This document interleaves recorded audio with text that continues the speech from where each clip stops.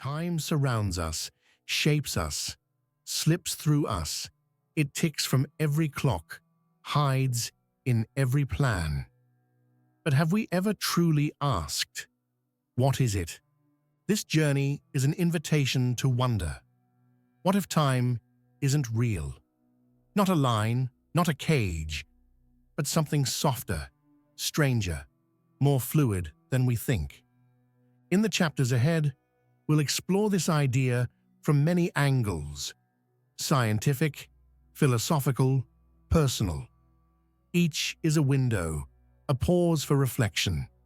This is not a lecture, it is a thought experiment, one that asks only this: slow down, listen, feel. Because beneath the ticking of the world, there is another rhythm. Let us begin. Chapter 1. A Clockwork Illusion. Close your eyes if you like, and picture a clock. Any clock. Maybe it's one on your wall, or a watch on your wrist, or even the numbers glowing faintly on your phone screen in the dark. Now imagine this. What if that clock doesn't tell you what time it is, but only what humans decided time should be? Thousands of years ago, before machines, before time zones, before calendars and schedules, humans lived by the rhythms of nature: the rising of the sun, the changing of the seasons, the pull of the moon. Time, as we understand it today, did not exist. It began with patterns. The sun moves across the sky, shadows lengthen, then disappear. Birds sing in the morning and are quiet in the heat of midday. Crops grow, ripen, and wither. Our ancestors noticed, measured, and named these changes. It gave them comfort and a sense of place. Then came the sundial, the hourglass, the water clock, instruments that captured these patterns and transformed them into something countable. And then came the mechanical clock.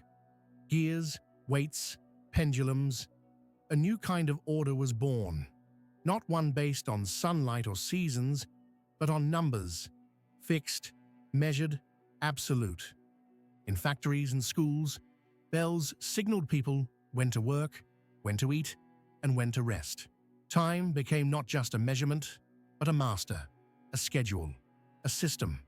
Suddenly, life was divided, not by events or experience, but by the ticking of an unseen force. We learned to divide our days into hours, our hours into minutes, our minutes into seconds. We taught ourselves to see time not as a river, but as a ruler. But is this time real, or just an agreement? Consider this. A second is a second only because we all agree it is. Without that agreement, what does a second mean? No lion in the savannah checks its watch before hunting. No tree tracks the weeks as it grows. Yet both live in perfect rhythm. Our calendars say we grow older, that the days pass. But what if they don't? What if we only feel them pass because we've been taught to count them? Think of how we talk about time. We say we spend time. We waste it. We save it. As though it's money, as though it's a thing we can store, lose, or give away. But can you hold a minute in your hand? Can you find an hour in the forest? Can you pick up time from the ground, dust it off, and put it back? We live by the clock, but that clock was made by us. Its ticks and tocks are not echoes of nature.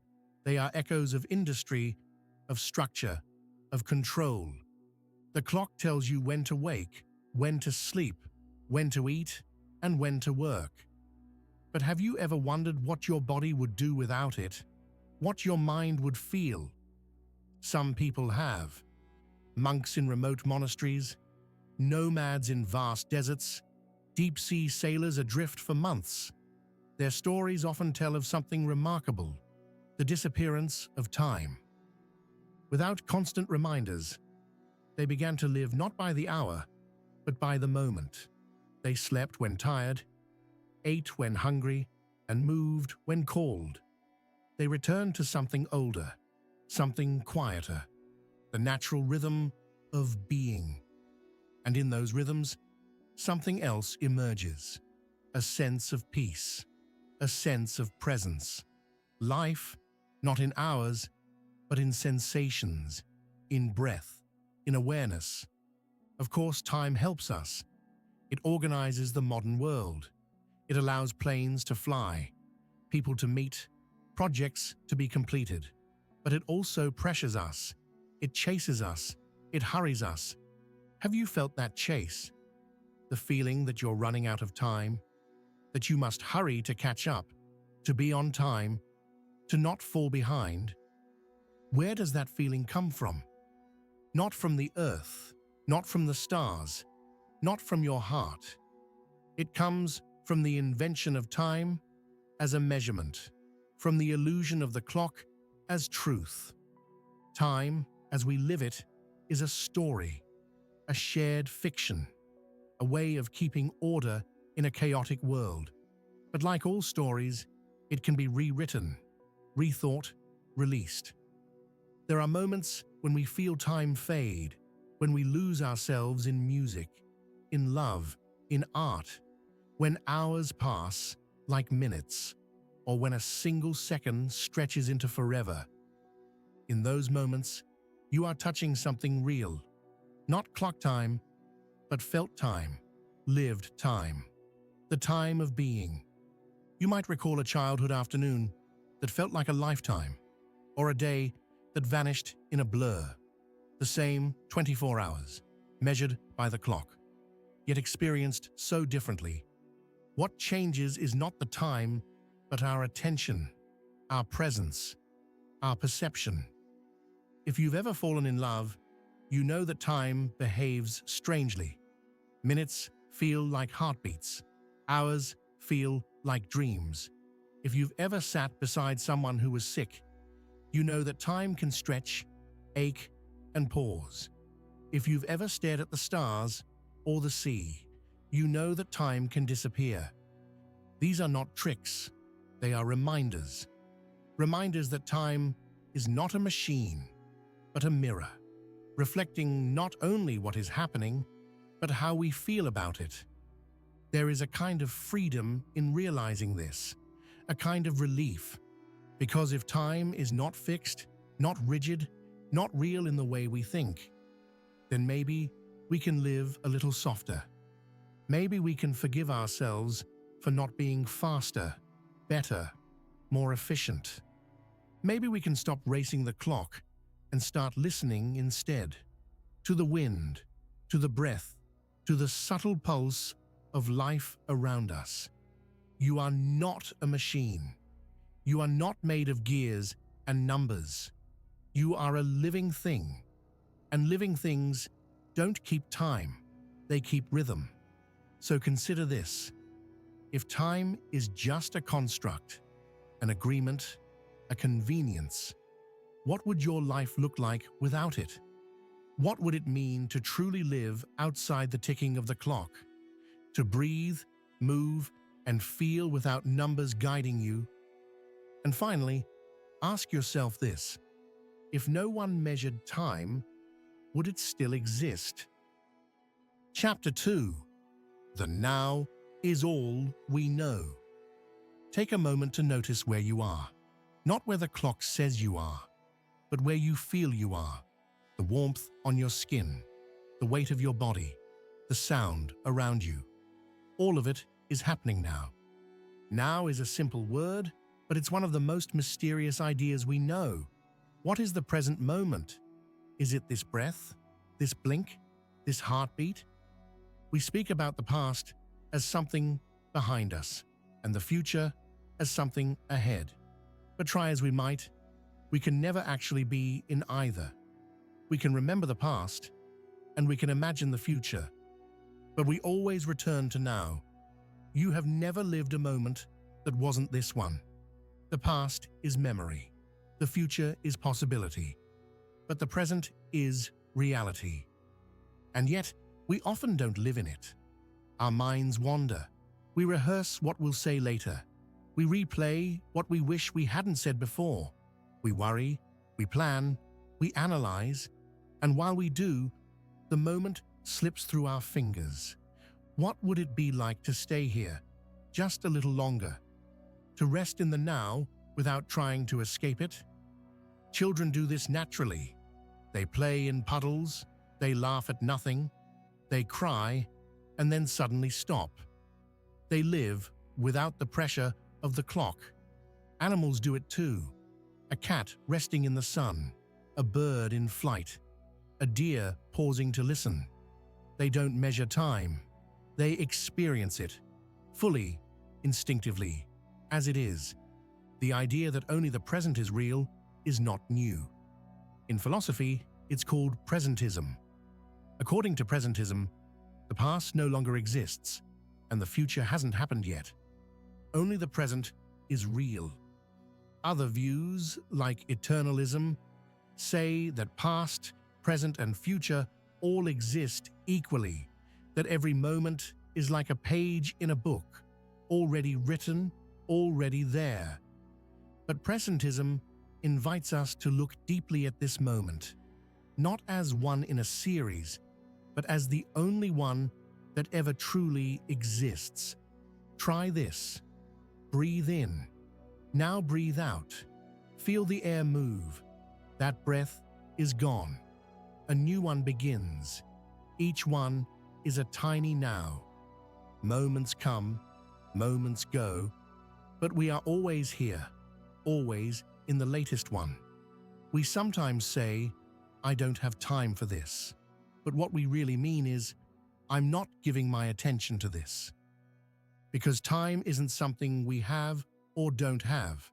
It's something we notice, something we feel. If you've ever been absorbed in a story, in nature, in music, you've touched this truth. Time seems to vanish, and all that's left is presence, awareness, aliveness, and then something pulls you out. A phone buzzes, a responsibility calls, and suddenly time is back, heavy and loud. But it wasn't gone. You simply stopped thinking about it. Living in the now doesn't mean forgetting the past or ignoring the future. It means not letting them rule you. The past can teach, but it can also trap. The future can inspire, but it can also frighten. The present simply is. It doesn't ask anything of you.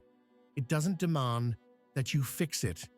It just wants to be felt. The great teachers of many traditions, Buddhists, mystics, poets, all return to this truth. Peace is found in presence.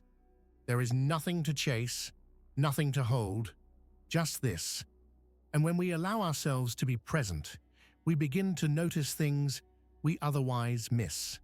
The flicker of light through leaves, the softness of our own breath, the quiet space between thoughts. Time doesn't disappear. It becomes less important, less rigid, more like music, a rhythm to move with, rather than a race to win. So much of our stress comes from the tension between where we are and where we think we should be. But what if you are already where you need to be? What if there's nowhere else to go but deeper into now? The clock may keep ticking, but your mind doesn't have to follow it. Try this now. Sit quietly. Let everything be exactly as it is. No fixing, no reaching, just being. What do you feel? What do you hear? This is it. Not a step towards something else. Not a pause before something better. This is life. Now is not a stepping stone. It is the whole path. We often look to the future with hope or fear. We hold on to the past with longing or regret. But the present is always open, always spacious. It doesn't hold a grudge. It doesn't keep score. It simply invites. You don't have to prepare for it.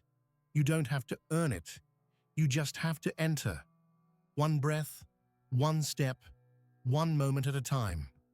There is a quiet power in learning to live this way, a kind of strength that comes not from doing more, but from being more aware, more available, more here. You begin to notice how even ordinary things become beautiful when you're fully present. A sip of water, a shared glance, the way light lands on the floor. Everything becomes enough, because nothing is missing. Now doesn't require perfection. It welcomes you as you are, even if your heart is heavy, even if your mind is scattered, even if your body is tired. The present holds you without condition. It's not about stillness, though stillness can help. It's not about silence, though silence can guide. It's about being willing to be here, fully, completely. This isn't always easy. The mind will resist, the world will pull, but each time you return, you strengthen something in yourself. A trust, a clarity, a sense of coming home. So what does it mean to live in the now? It means we let go of chasing moments and begin to inhabit them. It means we treat time not as a thief, but as a companion. It means we stop counting moments and start meeting them. You cannot hold on to now. It is already becoming something else. But you can greet it. You can welcome it. You can live in it. And when you do, you might realize that all the things you were trying to reach were already here. So ask yourself, if the only moment that ever exists is now, why do we spend so much of it trying to be somewhere else? Chapter 3. Time in the Mind. Imagine waking up from a dream that felt like it lasted hours, yet only minutes have passed. Or recall a moment of fear where seconds stretched into what felt like an eternity. Why does time sometimes race by and at other times crawl? This is the paradox of time in the mind. Unlike clocks, our brains don't measure seconds. We feel time, and our feelings can bend it. Time to us is not just a number. It's a story we live through, a sequence of events that we stitch together into meaning. Consider how memory works. We remember things not by when they happened exactly, but by how they made us feel. We remember big moments, births, losses, laughter, by emotion, not timestamp. Neurologically, time lives in several parts of the brain. The hippocampus helps us form and store memories. The cerebellum and basal ganglia assist with timing movements and expectations. But none of these structures acts like a clock. There is no central ticking mechanism inside your head. Instead, time is constructed by attention, emotion, and change. When you're bored, time drags. When you're engaged, time flies. But what's happening isn't that time is changing. It's that your perception of time is changing. The more information your brain processes in a short span, the longer that moment feels in memory. That's why new experiences often feel slower, while familiar routines seem to vanish quickly. A child's summer feels endless. An adult's week disappears in a blink. Novelty stretches time. Repetition compresses it. In this way, time is elastic. It stretches and shrinks depending on the contours of your mind. Think about moments of flow, the deep immersion in a task where you lose awareness of time entirely. Artists, athletes, and meditators speak of this, a dissolving of the boundary between self and activity. The clock fades, only presence remains. And then there are dreams. Within seconds of REM sleep, we might live through long and vivid scenes. This is not magic. This is how the brain weaves moments from memory and imagination. It assembles experience without needing actual time to pass. Drugs and trauma can alter time perception too. Some substances slow things down, others make time vanish. A car accident survivor might report seeing everything in slow motion. In those moments, adrenaline changes how we encode time. So if time can feel so different depending on context, attention, emotion, can we really say there's one true experience of time?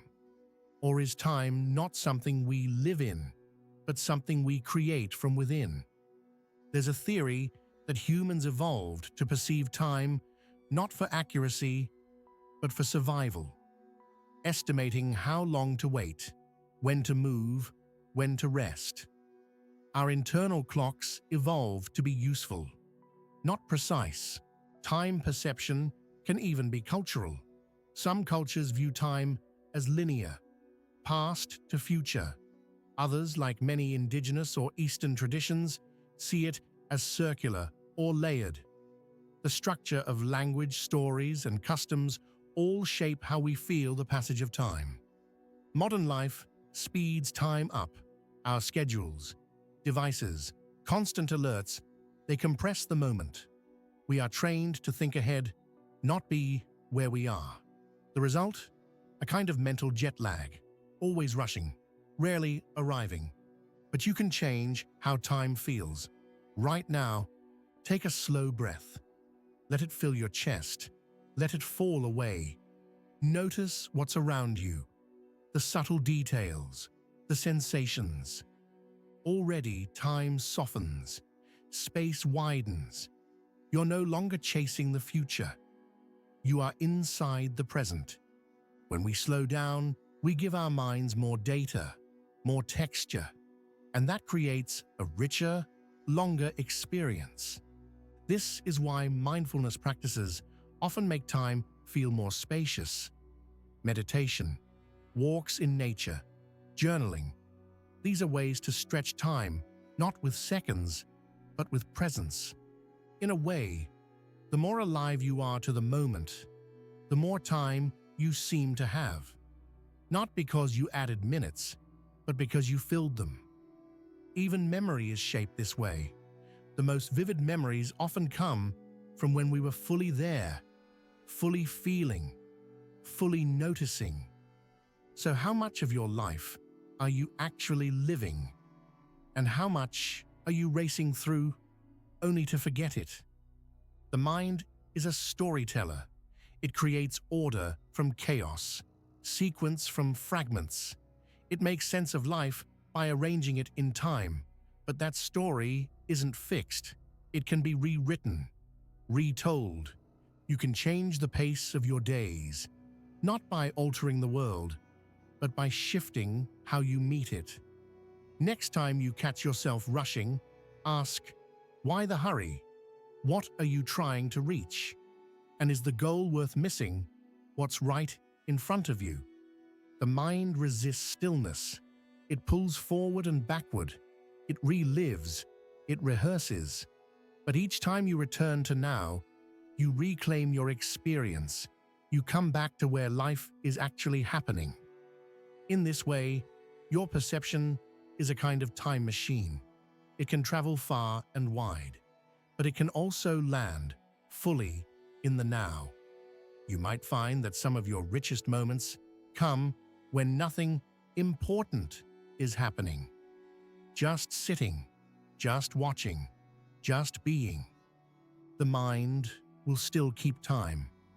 That's its nature. But you don't have to follow every tick. You can pause, you can slow, you can feel. Because time, as the mind knows it, is not just about clocks and calendars. It's about the quality of your awareness, the depth of your noticing, the willingness to be here. So if time lives in the mind, and the mind is yours, what kind of time will you choose to live in? Chapter 4. Relativity and the Shifting Clock. Let's take a different kind of journey now. One not into the mind or the moment, but into the very structure of the universe, into physics, into space, into what Einstein called space-time. For centuries, Time was thought to be absolute, a ticking clock in the sky, steady and universal. It moved forward at the same rate for everyone, everywhere. Time, it seemed, was as reliable as sunrise, until it wasn't. In the early 20th century, Albert Einstein proposed something radical. Time is not constant. It can bend, stretch, slow down, even stop.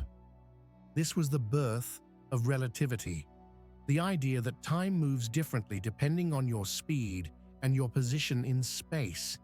If you move very fast, close to the speed of light, time for you slows down. If you stand near a massive object like a black hole, time slows again. And if you're far from gravity, time speeds up. These aren't just theories, they're proven facts.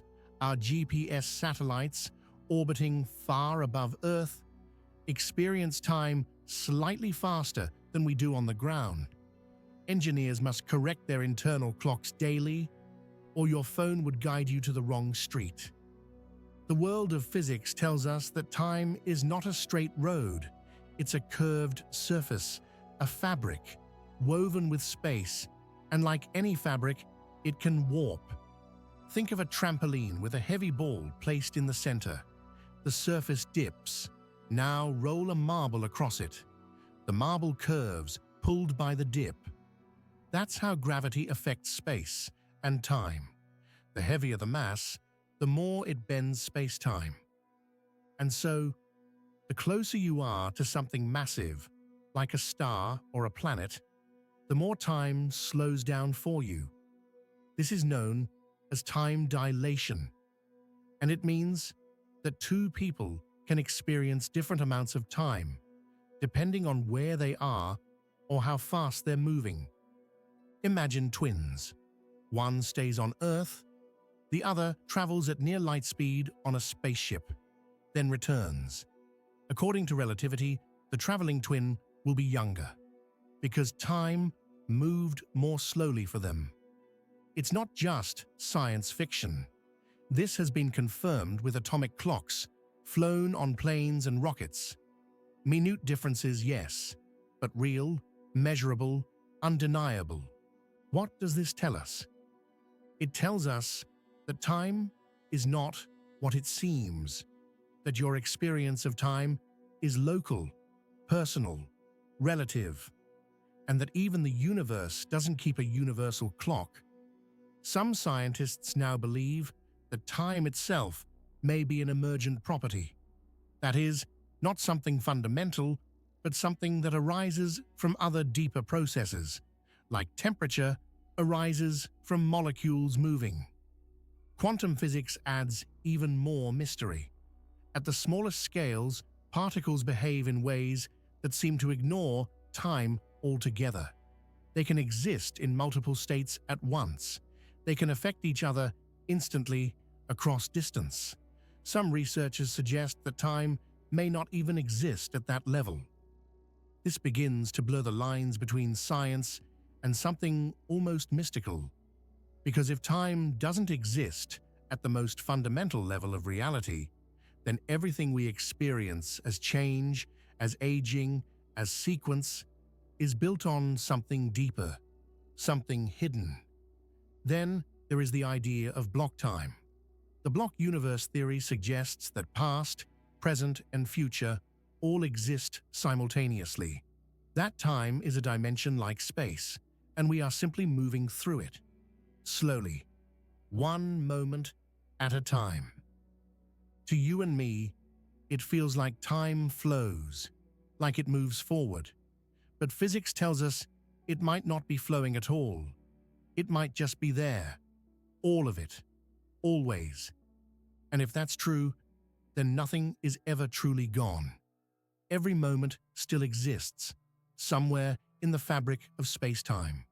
Every word you've spoken, every step you've taken, forever inscribed in the architecture of the universe. It's a comforting thought, and a haunting one. So why do we feel it pass?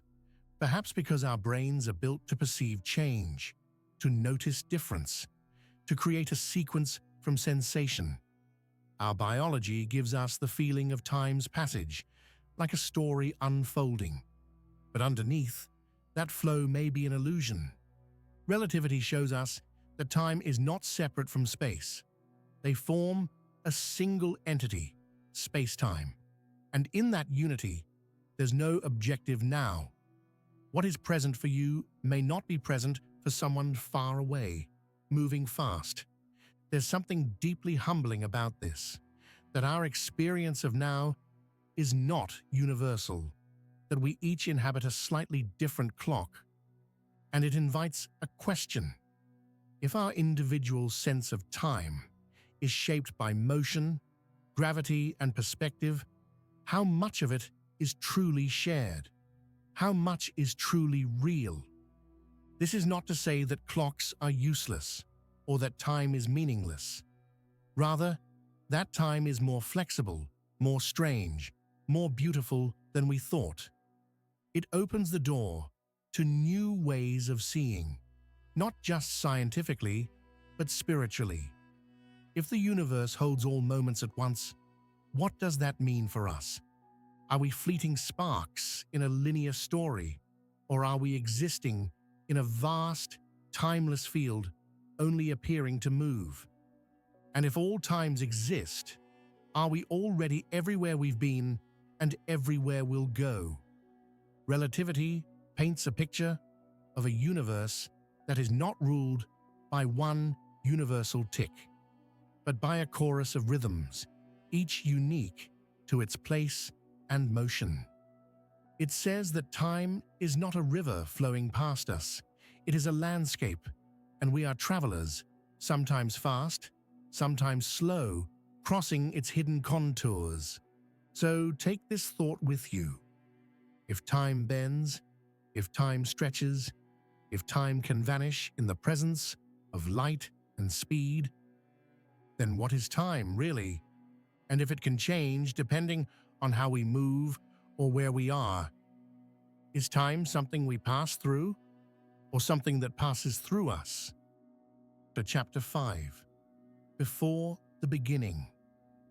Let us step backward now, not just a few years or even centuries, but back to the beginning, or perhaps even before it, back to a moment so mysterious, so unknowable, that time itself may not have existed. The universe as we know it began with what we call the Big Bang, not an explosion in space, but the expansions of space itself.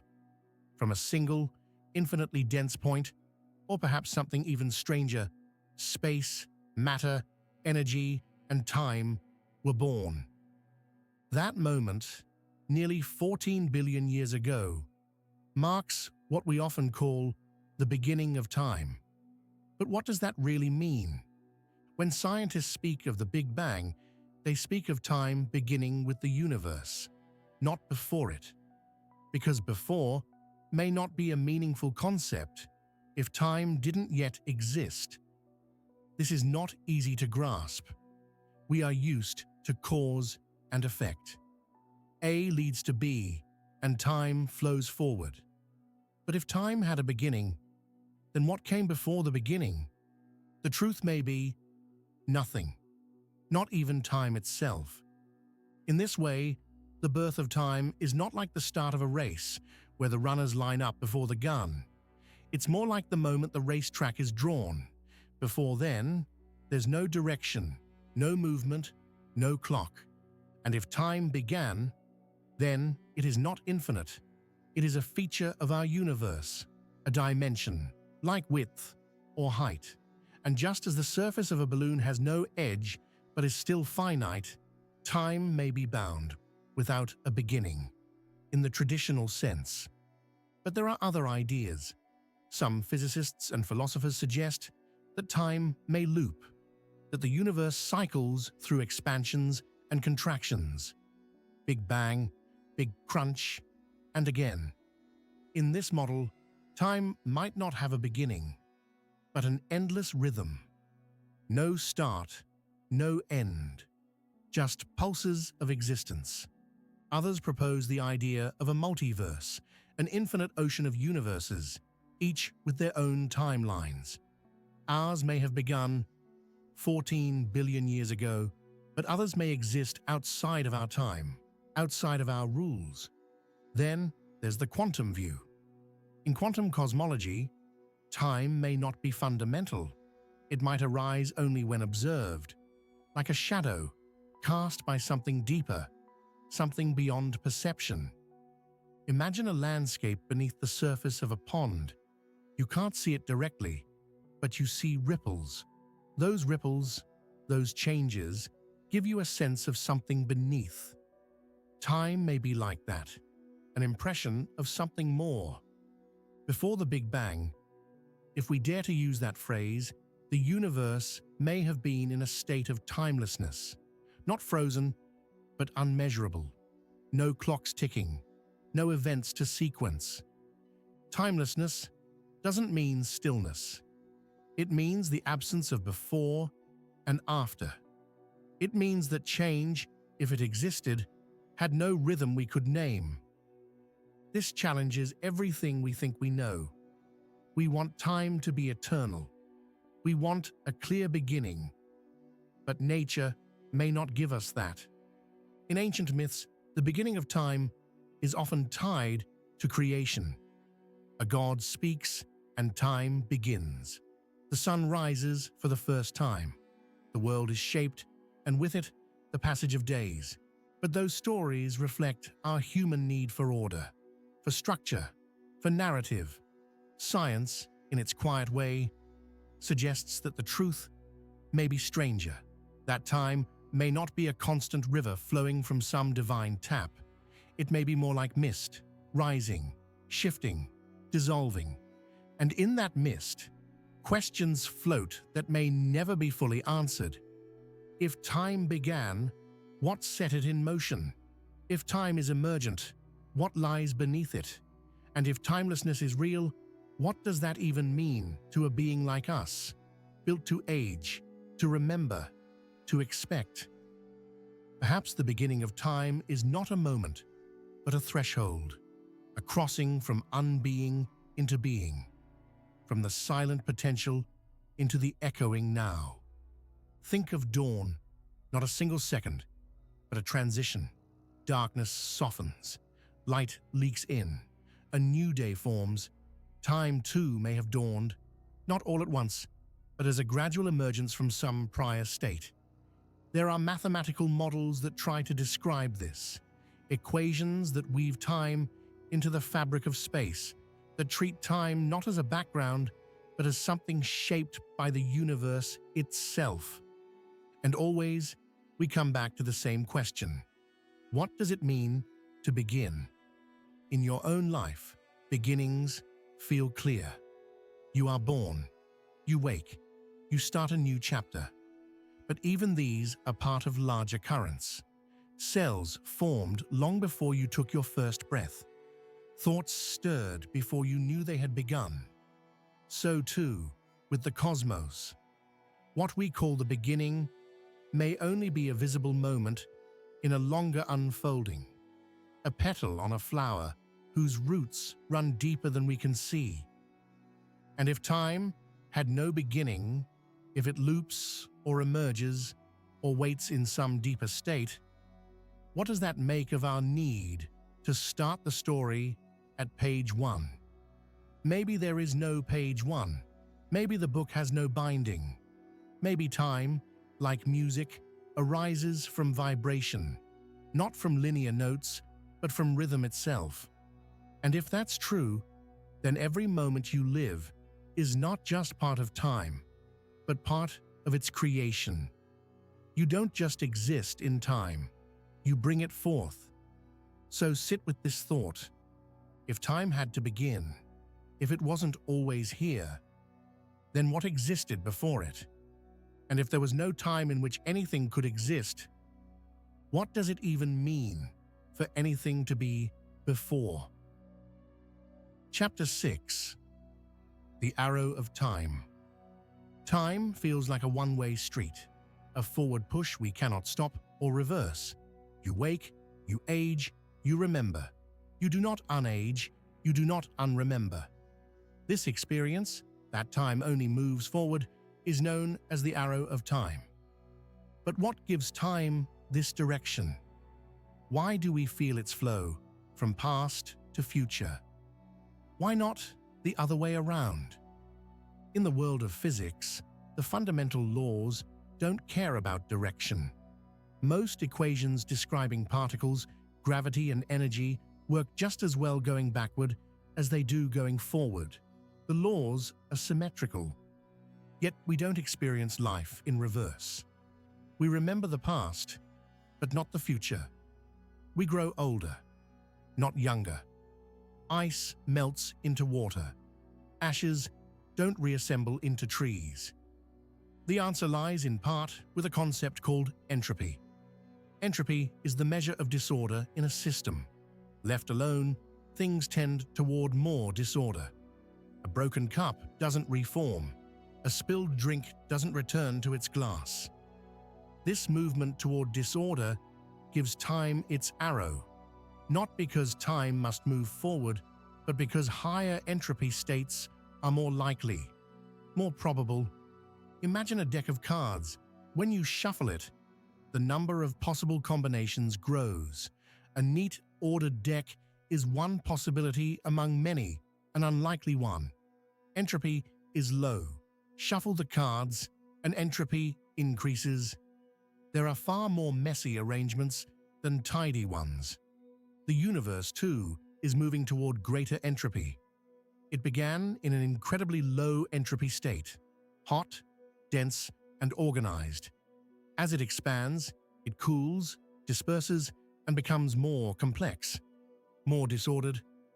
This progression is what gives us the sense of time's direction. The past is the ordered state. The future is the disordered one. But this raises deeper questions. Why did the universe begin in a state of such low entropy? Why was it so neatly arranged at the start? Some physicists call this the past hypothesis. It's an assumption we have to make to explain the arrow of time. Yet no one fully understands why the early universe was so simple. And so, time's arrow remains partly a mystery. But entropy isn't just a physical measure. It echoes in our own lives. We age, we tire, our memories blur, our buildings decay.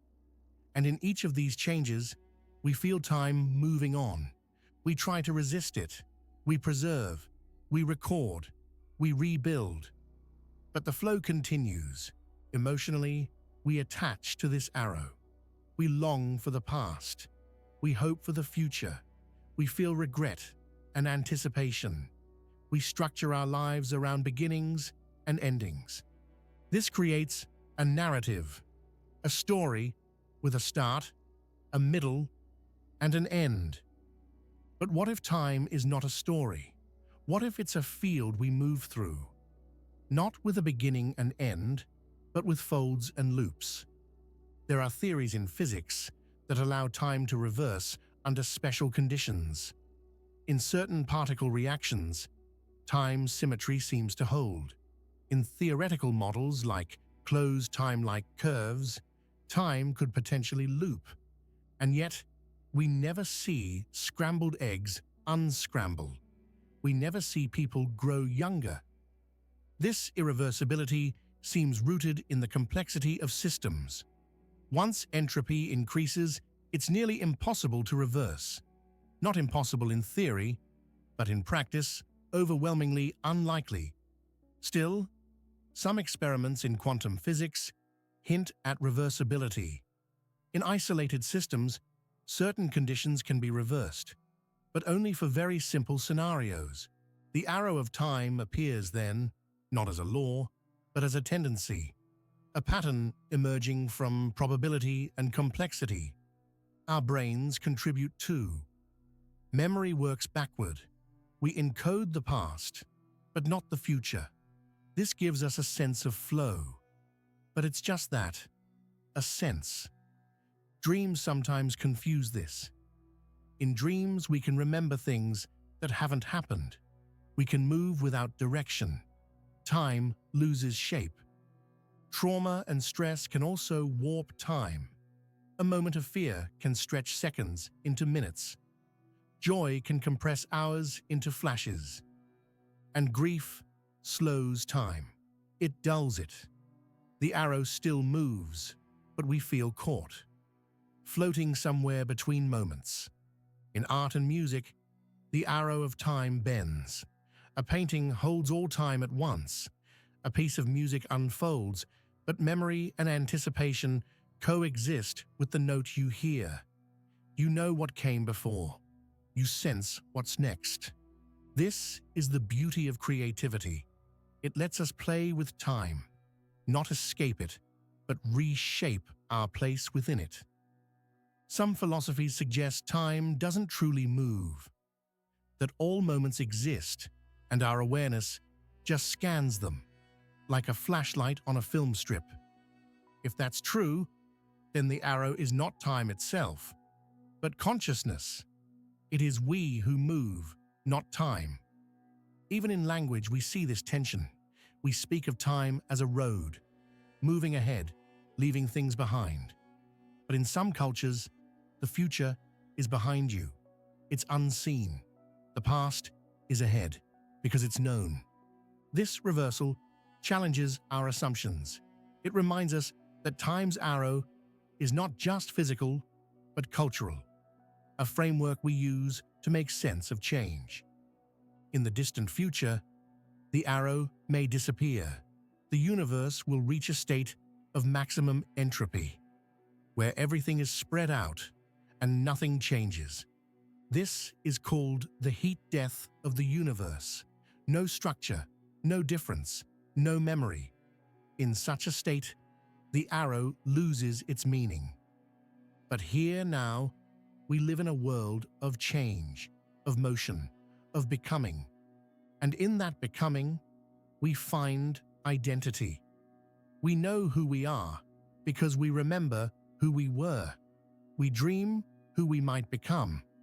Time's arrow gives us not just sequence, but meaning. It lets us grow, learn, create. So as you listen to this, breathe. Notice how time moves within you, the past echoing in thought, the future stirring in possibility. And ask yourself this: if time moves only forward, why do we feel its weight in memory?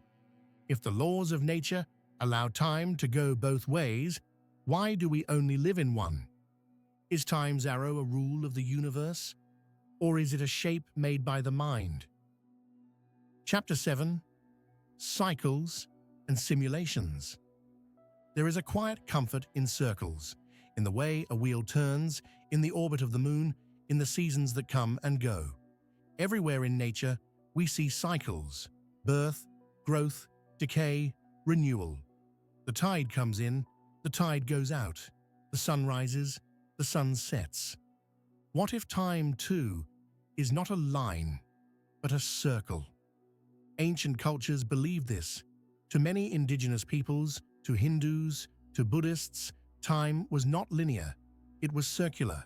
The world was created again and again in infinite cycles of destruction and rebirth. The universe breathes in and out. So does the soul.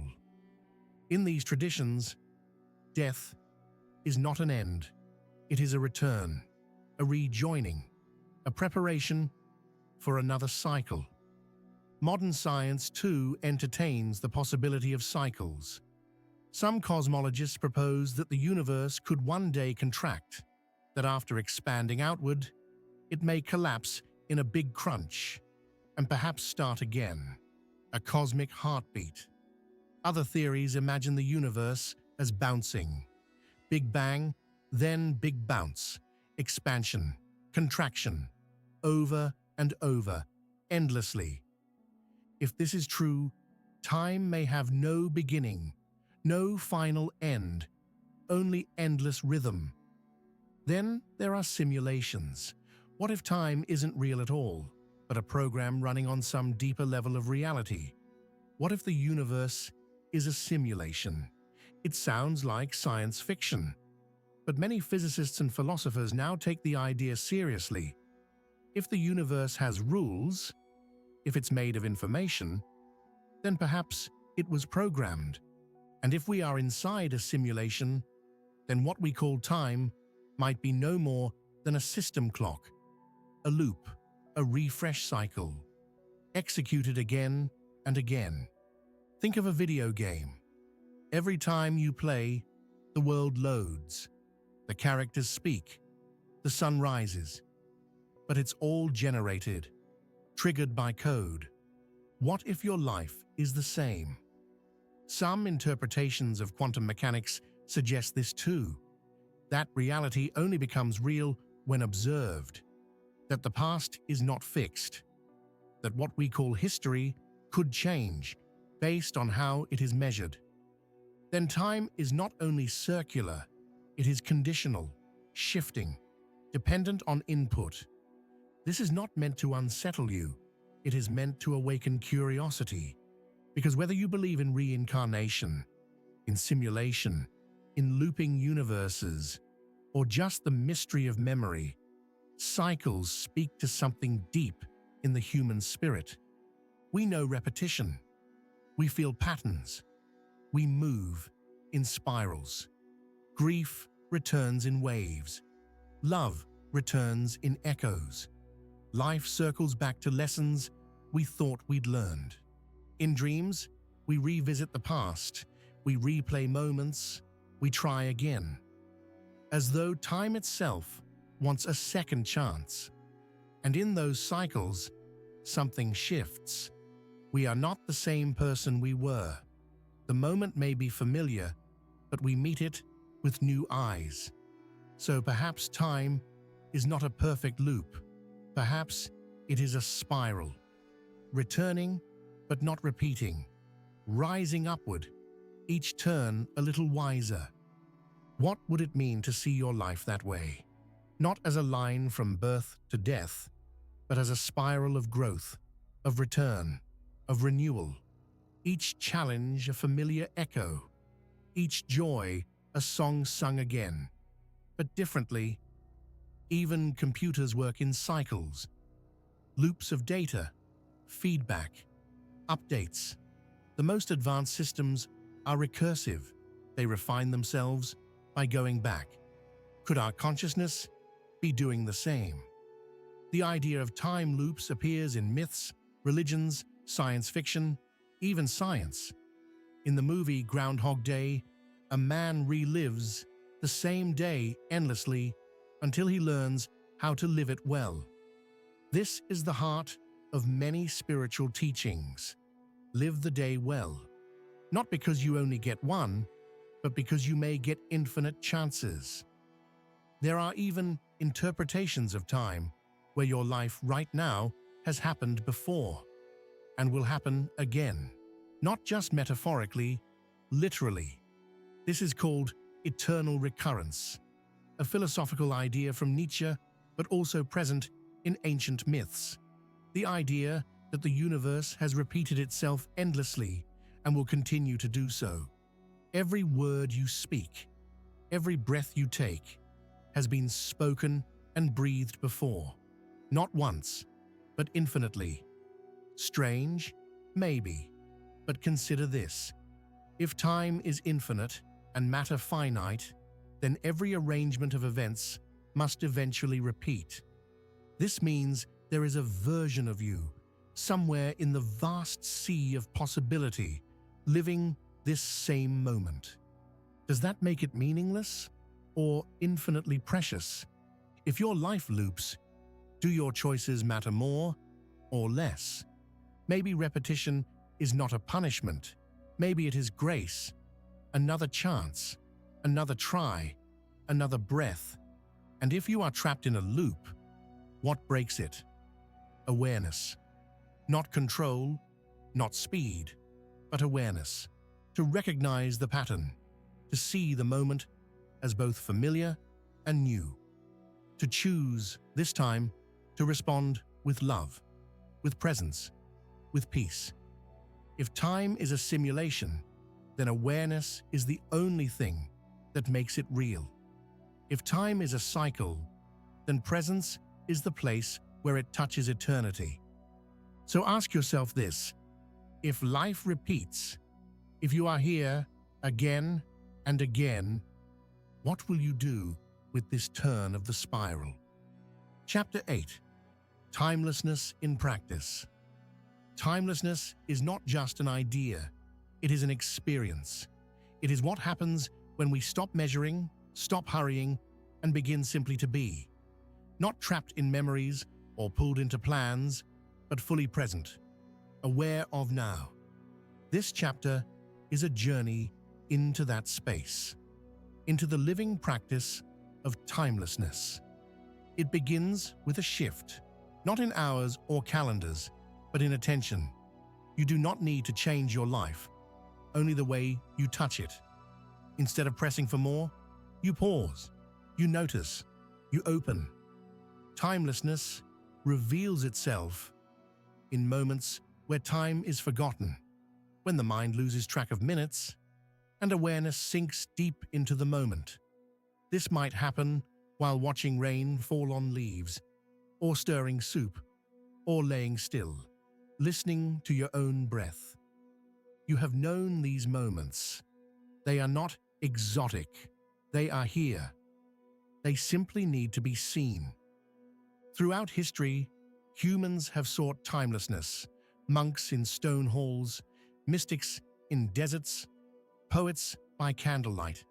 They chased it not through speed, but through stillness. Consider a Zen monk in morning ritual. He wakes before dawn. He bows, sweeps, chants. He sits. Nothing is hurried. Every motion is exact, deliberate. It is not about the task. It is about presence. Washing a bowl becomes communion. Sweeping a floor becomes ceremony.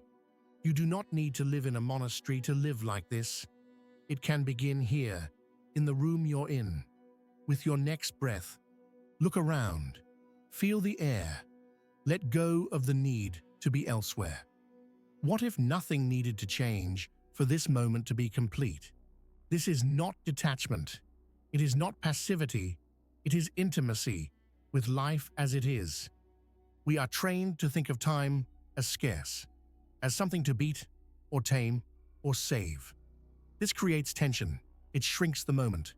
But when we no longer fight time, it softens. It becomes space. Indigenous cultures often hold time in this way, not as a line, but as a circle. Time is not a ladder to climb, but a drum to follow. The rhythms of planting and harvest, of wind and sun, guide their movements. The future is not out there. It arises from the ground they walk upon. In these traditions, timelessness is natural. It is not a retreat from life. It is life, lived closely. Technology pulls us away from this. The phone chirps, the feed scrolls. We are everywhere but here. Time becomes fractured. 5 minutes here, a glance there. Attention splinters. The moment is always next, but timelessness is always waiting. Underneath the static, it remains. Try this. Put down your device. Sit for 5 minutes. Just breathe. Let your thoughts come and go. Feel your body. Hear the sounds around you. Notice what happens. At first, restlessness. Then, a settling. Then perhaps, silence. This silence is not empty. It is full. It holds everything. Timelessness often arrives in the body before the mind. It comes as ease in the shoulders, as warmth in the belly, as a slowing of the heartbeat, as the sense that nothing is missing. This is the state of flow, described by artists and athletes, the loss of self, the merging with action. It is not about doing less. It is about being more present in the doing. Time does not disappear. It becomes irrelevant. The brushstroke, the stride, the breath, each becomes its own world. Even grief contains timelessness. In mourning, time distorts. A minute stretches, a year vanishes. Loss strips away the future and returns us to the raw now. There is strange beauty here, a tenderness, a truth. In sorrow, we often see more clearly, feel more deeply. We touch what lasts. In love, too, timelessness lives. A look, a laugh, a kiss. Time halts. Hearts beat not in sequence, but in unity. Lovers say, it felt like time stood still, and perhaps it did. The invitation is not to chase these moments, but to make space for them. Create rituals. Light a candle at dusk. Walk the same path each morning. Pause before you eat. Let these acts be sacred. Practice presence. Wash dishes with care. Speak slowly. Listen fully. Let the moment unfold without rushing to the next. This is not a retreat from responsibility. It is a return to relationship with yourself, with others, with life. You may still use a calendar, still meet deadlines, but inside, you carry something different, a center that does not tick. Over time, this center grows. It becomes your compass, your rhythm, your sanctuary. And from this place, even ordinary life becomes luminous. You begin to see that timelessness is not elsewhere. It is not after enlightenment, or success, or rest. It is now. It is always now. So try this. For the next hour, live without measuring. Do what arises, not from duty, but from attention. Notice what shifts in your breath, in your pace, in your peace, and ask, if I stop chasing time, what part of me wakes up? Chapter 9. The Death of Time. What does it mean for time to end? Not just for us individually, but for the entire universe. Can something as abstract and foundational as time truly die? Let us begin here, with silence. Imagine a universe without movement, no stars spinning, no particles vibrating, no light traveling, no difference from one moment to the next, because there are no moments. This is what physicists call the heat death of the universe, a state of maximum entropy, when all energy is spread evenly across space and nothing more can happen. No more thermodynamic reactions, no more life, no more change. And without change, what becomes of time? Our understanding of time is inextricably linked with change. A second only matters if something happens within it. A day only passes if we can feel its rhythm. But imagine if nothing changed, not just for an hour or a year, but forever. Would time still be real, or would it vanish into stillness? This is not just poetic pondering. This is the future many scientists believe awaits our cosmos.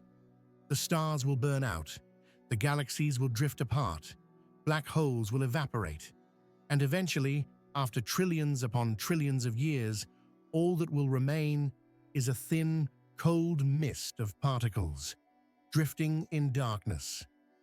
Time itself may lose meaning in this distant stillness, not because it is destroyed, but because it is no longer needed, no longer felt. In this sense, the death of time is not an event. It is an erasure of distinction. But perhaps time dies every day, in smaller ways, when we stop noticing, when we go numb, when the hours blur together, and meaning drains from the moment. There is a kind of time death in monotony, in depression, in profound grief. Have you ever sat in a hospital room or lain awake in the dark, feeling that time has stopped, that you are adrift in something beyond measurement? These are glimpses, not of cosmic fate, but of how time collapses when life loses movement. On the other side, joy and awe seem to stretch time. A perfect sunset can feel like an hour.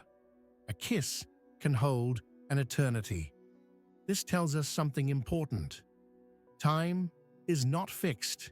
It expands and contracts based on attention, based on emotion, based on connection. If time can stretch with feeling and vanish with stillness, then maybe its essence is not mechanical, but relational. And if time is relationship, what happens when there is nothing left to relate? The ancient mystics spoke of eternity, not as endless time, but as timelessness, a state beyond the clock, beyond beginning or end. In this view, the death of time is not the end of everything, but a return to source, to stillness, to the unchanging ground from which all change arises. What would it feel like to enter such a state? Perhaps it is like dreamless sleep, or deep meditation, or the final moments before death, when the mind releases its grip. Those who have come close to death and returned often speak of timelessness, of stepping outside time, of floating in something vast and still. They describe peace, not boredom, not fear, but quiet, clarity, completion. This is not science, but it is experience, and experience matters. For what is time to a being who no longer remembers, who no longer anticipates? In this way, the death of time may not be destruction. It may be a kind of homecoming. We fear time's end because we fear being erased. But what if it is not erasure? What if it is release? What if, at the end of all time, there is not nothing, but everything, merged, whole, silent, a note held so long that it becomes the air itself?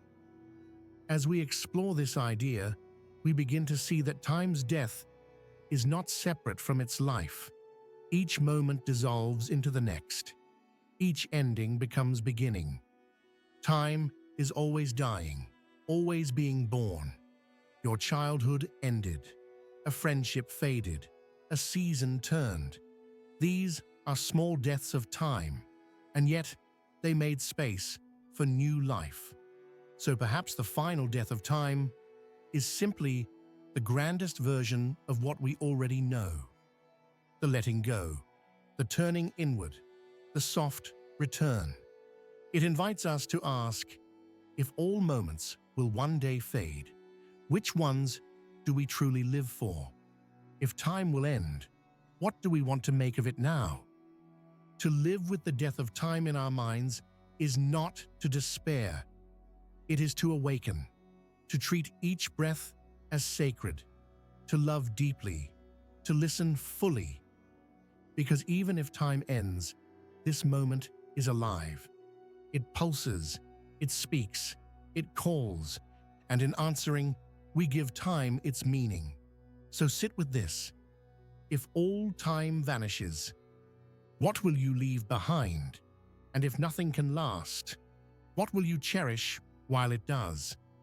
Chapter 10. Return from the thought experiment. We began with a question. What if time isn't real? For many hours now, we've wandered slowly through that question, through science and sensation, through story and silence. We've stepped into physics and memory. We've paused in stillness, and we've followed time to the edge of its own death.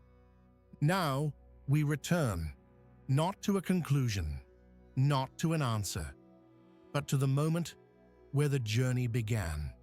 This one, the moment you're living right now.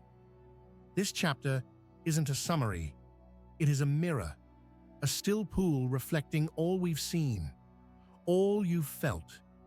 Perhaps what you've discovered is not what time is, but what it isn't. It isn't a chain around your wrist. It isn't the numbers that wake you. It isn't the race you feel when you fall behind. Time is not the enemy, and maybe it isn't even the truth. What if time is simply one lens, one shape, one interpretation of something greater, of experience, of being? Throughout this journey, you've seen how time bends, how it speeds and slows, how it vanishes in love, in art, in grief, how it stretches in fear and folds in flow.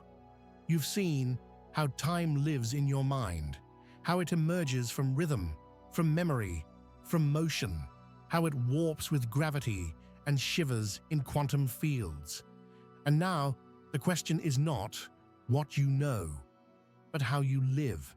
How will you meet time now, knowing what you know? Will you still race it? Or will you dance with it? Will you measure it? Or will you listen? Will you cling to it? Or will you let it pass gently through your hands, like water? Here now, you're invited to return, not to time, but to presence. Time may tick, but you don't have to.